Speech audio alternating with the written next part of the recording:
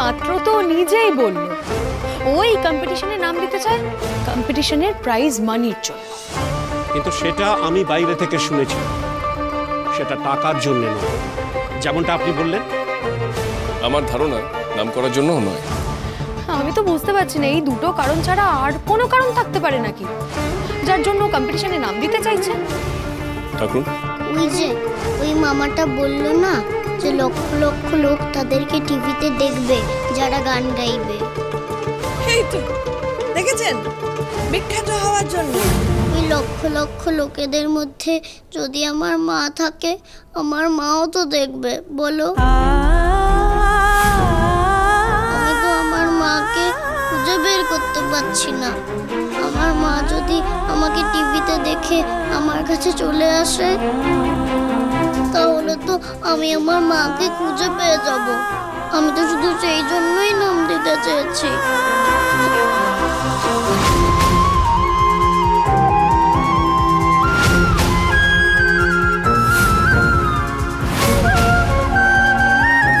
যে কাজ আমি করে দিতে পারিনি সেই কাজ ও নিজে করতে চেয়েছে। তোমরা ওকে এই কারণে। আহারে, তুই নাম দে।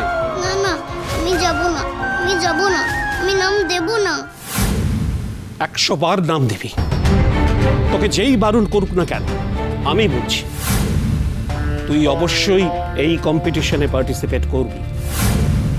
আমি জানি তুই অনেক দূর যাবি। হিরে চিনতে আমার ভুল হয় না। এই হিরে যাতে অন্য সবাই চিনতে পারে সেইটুকুই চেয়েছিলাম, কিন্তু সেই সুযোগ আমি ওকে দিতে পারি। এই সুযোগ তুই হাতছাড়া করিস না রে মা।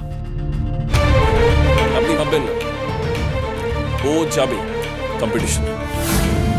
আমি কথা দিচ্ছি, আমি নিজে ঠাকুরকে নিয়ে যাব রিয়ালিটি শো।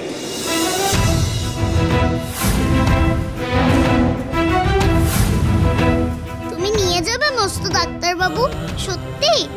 হ্যাঁ, তুই একদম চিন্তা করিস না। আরে তোর সঙ্গে আমিও আছি। আচ্ছা, আমি না আজ থেকেই বলে দিচ্ছি, হ্যাঁ, ওকে তো একা ছাড়া যাবে না।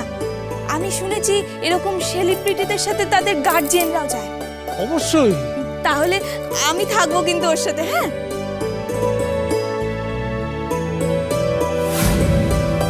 তোমরা চাও আমি ওই কম্পিটিশনে যাই? কম্পিটিশন নয়, কম্পিটিশন। আর আমরা চাই তুই যাবি ওই কম্পিটিশনে। আশ্চর্য, আশ্চর্য, সবাই এভাবে একসাথে মেতে উঠলে যে।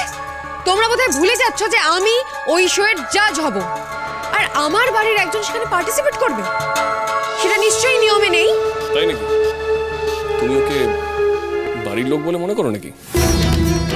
দেখুন চিনি নতুন অধ্যায় 24শে সেপ্টেম্বর থেকে প্রতিদিন রাত 10:30টায় স্টার জলসায়।